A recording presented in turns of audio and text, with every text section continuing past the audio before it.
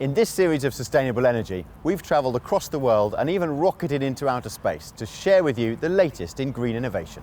Today's episode shows this season's highlights and efforts to shape the future of our planet for the better.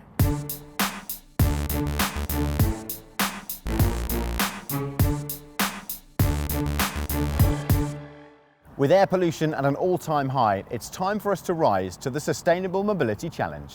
Throughout this season of sustainable energy, we've seen various forms of individual and mass transport, including cable cars, electrified trains, and even automated vehicles.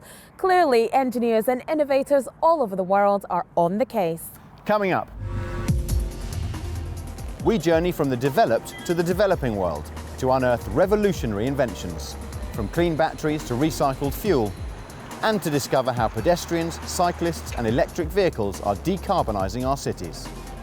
And I travelled to California to meet Professor Susan Shaheen, a pioneer and thought leader in future mobility strategies, for an expert take on sustainable mobility. But first, let's have a look at some facts and figures. The world's cities occupy a mere 3% of the Earth's land, but account for 60 to 80% of energy consumption and 75% of carbon emissions. In 2015, 243 billion public transport journeys were made in 39 countries around the world, which represents an 18% increase compared to 2000. In 2017, approximately 1.3 million electric vehicles were sold globally, a 57% increase over 2016 sales, which suggests this trend is likely to continue accelerating. When we flash forward to the future of mobility in the developed world, we imagine zooming around in zeitgeisty technology. But why reinvent the wheel? In fact, some of the most affluent cities are going back to basics with the good old-fashioned bicycle.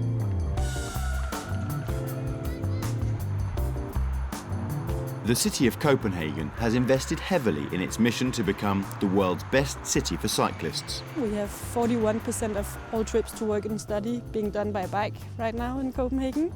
We have a lot of bikes. Copenhageners own 5 times more bicycles than cars. And we have around 375 kilometers of separated bicycle tracks. The city has plans to expand this network further by 80% by 2025. Further investment is needed to overcome obstacles such as bike congestion during rush hour and a lack of suitable parking at busy areas such as train stations. We have reduced our carbon emissions with 50% from 1995 until 2014, and we have a roadmap to secure that Copenhagen can reach our very ambitious target to become completely carbon neutral. And biking is a very illustrative part of our ambition. So in cities all over the developed world, from Copenhagen to Amsterdam, London to Paris, there are successful initiatives encouraging citizens to pedal away from carbon emissions. Meanwhile, we also saw that electric vehicles, or EVs, look set to play a vital role in decarbonising our cities. Germany recently announced its ambitious vision to see 1 million electric vehicles on the streets by 2020. The growth of electric mobility is gaining more and more momentum. Whereas in the beginning of electric mobility, we saw only very few electric vehicles on the streets, we now see a rising demand, and we expect a larger number of electric vehicles in the near future to be driving on our streets. Most electric vehicle drivers currently charge their cars at home, which takes around 3 to 4 hours. Whilst in a fast charging station, the car can be fully charged in around 30 to 45 minutes. We are planning to install 350 charging stations, especially at public places. Here the people have the possibility to charge their vehicles during some shopping. With the continued backing of governments and industry, as well as heavy investment in charging infrastructure, other cities around the world could follow Germany's lead and drive away from traditional fuels. When it comes to sustainable mass mobility solutions, the innovation scene is equally electric. Until now, challenges such as fixed routes, charging issues, and short ranges have held electric buses back from competing with their diesel counterparts. We took a ride on an electric zero-emission superbus with Proterra that's en route to changing all that. So we started from scratch. We designed a lightweight carbon fiber composite body We designed our own modules and battery packs and a high-powered driveline as well. And what that's resulted in is a vehicle that is 500% more energy efficient than an internal combustion engine bus.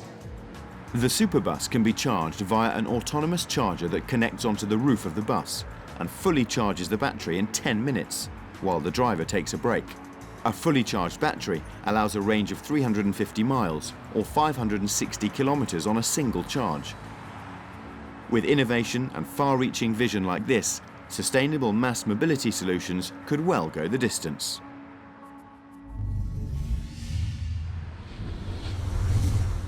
Professor Susan Shaheen is a pioneer and thought leader in future mobility strategies. She is an internationally recognized expert in mobility and the sharing economy, co-directing the Transportation Sustainability Research Center at the University of California, UC Berkeley. Susan, thank you so much for having us here in your office at the University of California, Berkeley. First of all, can you tell us what innovations are happening in the developed world to make the idea of a car-light city more realistic? So we're seeing a number of innovations today in the developed world, including e-scooters and bike sharing and car sharing and on-demand transit services like Uber and Lyft. We're also seeing a lot more focus on shared automated vehicles, and we're also focusing on electrifying transportation and making it cleaner from a propulsion standpoint. What innovations will be most effective in lessening the detrimental environmental impact of deliveries in the last mile? So delivery services can be mitigated by using bike couriers or peer-to-peer deliveries by individuals picking up your package for you when you live nearby you. And another is trunk delivery services, where a service actually comes and puts your package in your car at work. And we use apps and electronic wireless systems to create the connection that you grant access to allow the company to make that delivery to your trunk. What is your ideal vision for transport in the city of tomorrow in developed countries? My vision for the future of mobility is integrated, seamless transport, where people can route, book, and pay seamlessly to go from point A to point B, and ultimately those vehicles are automated and people rely much less on private vehicle ownership. How will infrastructures develop to support the gradual introduction of automated vehicles? So first we need to work on our pavement. We need to fill our potholes and make sure that we have even striping so the automated vehicles can read the stripes and operate. And we also need to ready the curb. We probably need to get rid of a lot of parking spaces and make a lot more curb space for pickup and drop off. What behaviour changes do you feel are crucial to the transport sector for us to meet the strict emissions targets set globally? So what we need to think about is getting people focused on using shared modes like public transport, active modes like biking and scooters. And we also need to think about, when people do own cars, that they shift to cleaner transportation modes like electric cars or hydrogen cars. How can we ensure that green transport solutions are used by a wide cross-section of society? We need to focus on producing transportation solutions that are cost-effective and convenient and delight the customer.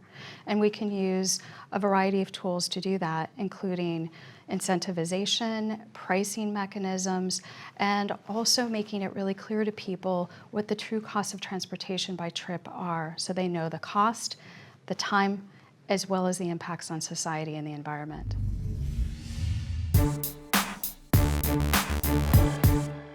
When looking back at the sustainable mobility solutions we've seen in the developing world, we can't forget about fuel. Without it, we're literally going nowhere. Carbon recycling company LanzaTech is busy converting industrial waste gases to fuel, using a special microbe called an astagen in Tangshan City in Hebei province. The ability to consume gases for biology is thought to have been one of the first biological processes on Earth. This is the process that the very first microbes are thought to have used to allow them to live and grow. These microbes lived in hydrothermal vents, and it is this biology that we harness here to allow us to take the emission from the steel industry and convert it into a fuel. The ultimate aim is to reduce carbon dioxide, particulates and other pollutants in an attempt to help China meet its climate and energy goals. We've calculated that if we could implement our technology in the places where there is residual gas, like here, that we will be able to make about 30% of all of the global fuel supply using our technology. And that would reduce greenhouse gas emissions by almost 10% every year. Meanwhile, in Chennai, India's sixth largest city, overcrowding and congestion are literally costing the Earth. As well as the negative impact on the environment, these issues take up the citizens' time and energy when commuting and have a detrimental impact on quality of life. In 2015, the city joined the Smart Cities mission in an attempt to turn this around and catalyse urban change for the better. Chennai is following in the footsteps of cities in the developed world by encouraging citizens to walk or cycle with heavy investment in footpaths to keep pedestrians safe and cycle-sharing schemes to ease last-mile logistics and lessen air pollution. Public space is increasingly seen across the world as a fundamental part of quality of life.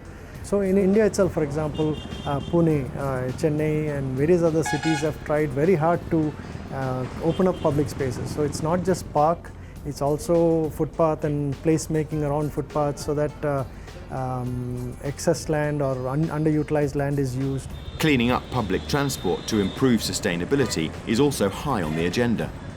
We are declaring that Chennai will one day walk into a situation where all buses are electric buses. So with better quality of life on the horizon for the citizens of Chennai, it seems that becoming a smart city is most definitely a smart move.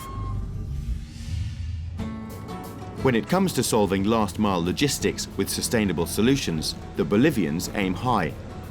Mi Teleférico is the longest and highest aerial cable car system in the world, connecting La Paz city centre, tucked deep in the canyon, with suburbs and surrounding cities high in the mountains. Every day, more than 230,000 people are being transported through this cable transportation system. We have managed to transport more than 150 million people in less than 4 years. It is a transport system that has really transformed people's lives.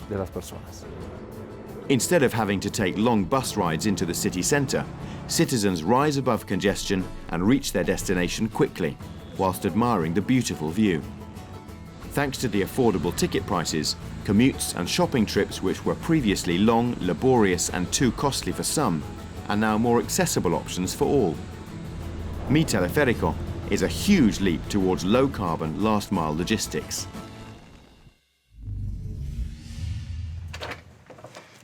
Susan, tell me which alternative fuels you're most excited about when it comes to the potential to lower emissions. I'm most excited about electric drive technology, which includes electrification as well as hydrogen technology. So which regions are excelling when it comes to cycle sharing and car sharing, and how can other regions emulate this success? So in the developing world, Asia ranks the highest in terms of bike sharing with about 3.3 million bikes. And also Latin America is up there with around 500,000 bikes deployed. So those are the biggest regions. And they serve as an inspiration to a lot of the other countries of the world, showing that people can get around and via active transportation by dedicating bikes and infrastructure to this mode. We also see car sharing in Asia, and China again ranks high with over 1 million members using car sharing. Latin America, a little less so, with less than 300,000 members of car sharing programs. So how important is it to empower citizens to have an input into their greener cities? It's critical to have active community engagement into mobility in cities. In the United States in 2016, we saw the Smart City Challenge, and that was truly about empowering citizens and asking them what transportation problems they had and what the possible solution should be. Will mobility solutions in the sky help us reduce congestion on our roads? So urban air mobility is definitely an exciting concept. A lot of people are excited about flying cars and traveling in them. But there is this concept of induced demand, and that is essentially that if you build it people will come. So it's unlikely to really dramatically alter congestion because of that pattern, but it could be very helpful in disaster relief situations and in certain circumstances when people really do have time-sensitive travel. Thank you so much for that, Susan. Stay with us. Now, I think you know everything there is to know about sustainable mobility. Here's one common misconception. You thought you knew? Think again. Myth. The biggest benefit of using public transportation is that it's good for the environment. Fact. While using public transport is beneficial to the environment, the benefits of mass transit go much further. Public transport offers numerous economic benefits to the community. For every $10 million of investment in public transport, business sales increase by $30 million. In addition, transit agencies and organizations employ many people and create more private sector jobs.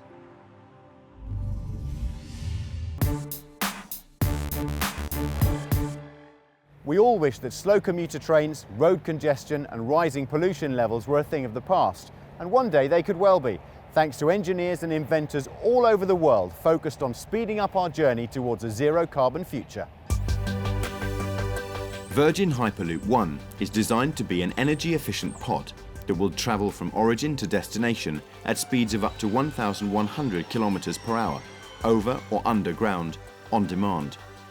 The journey from Las Vegas to LA will take a swift 35 minutes.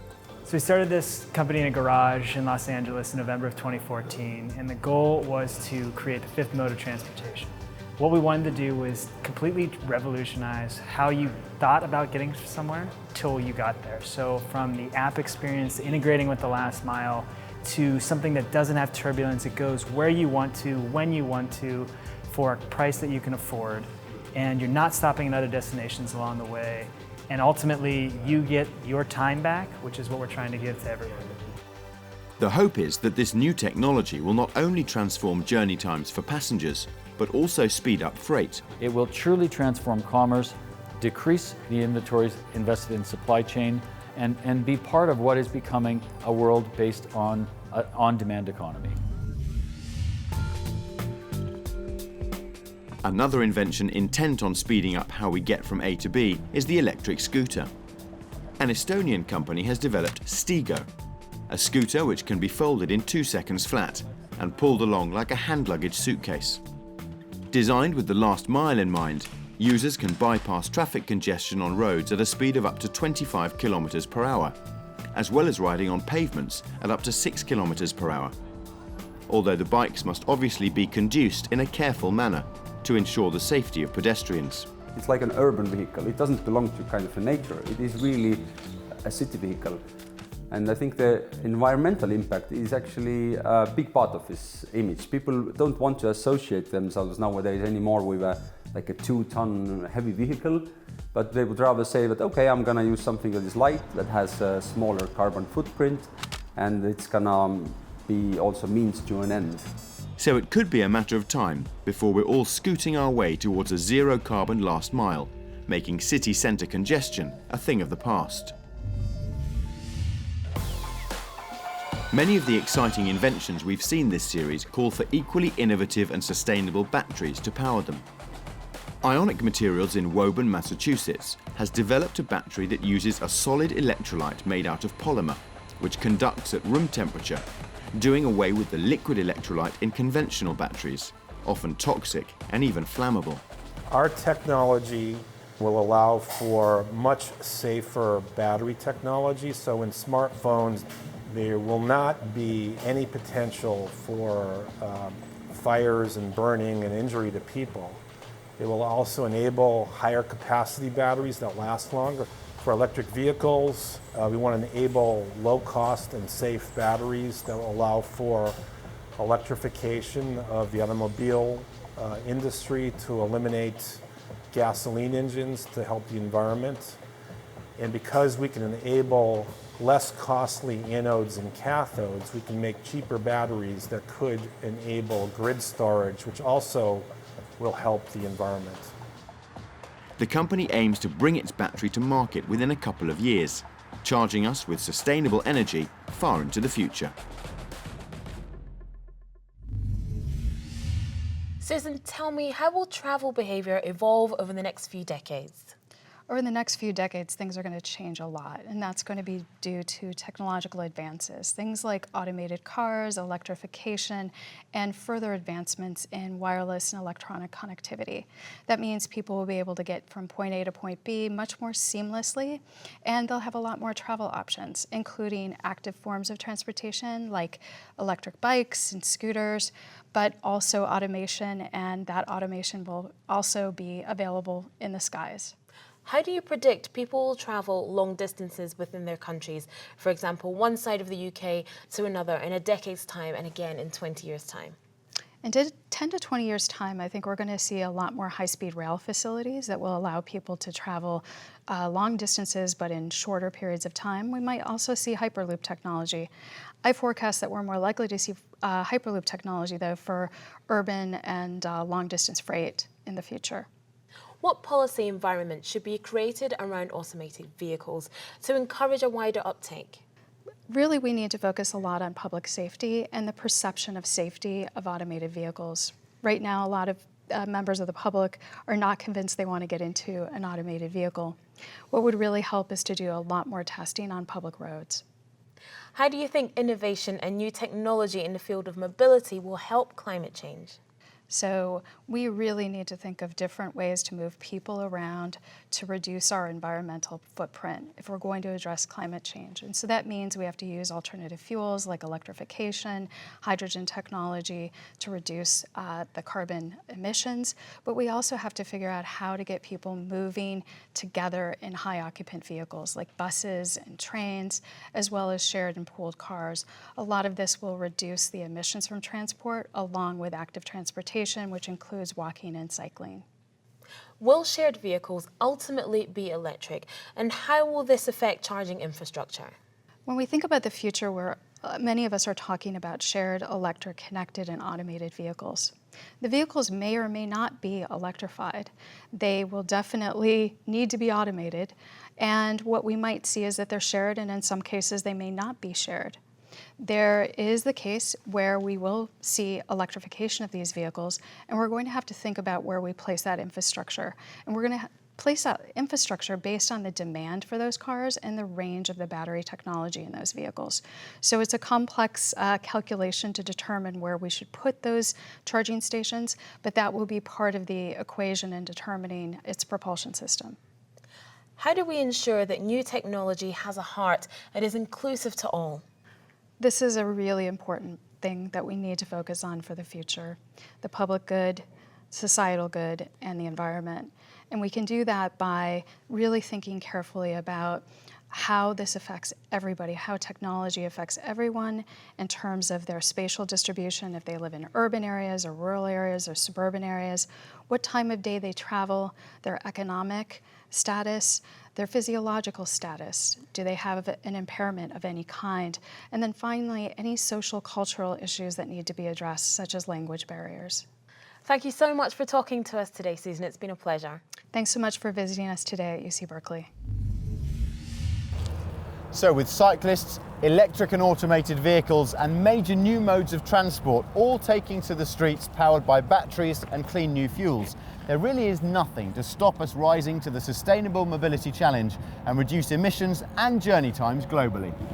That's all from us for this season, but we'll be back soon unearthing more innovative, sustainable solutions looking to make our planet cleaner and greener. But we'd love to hear your series highlights, so share them with us on Twitter at CNBC Energy using the hashtags AskSE and Sustainable Energy. For now though, our Sustainable Energy Challenge has come to an end. Until next time, keep thinking green. Goodbye. Goodbye.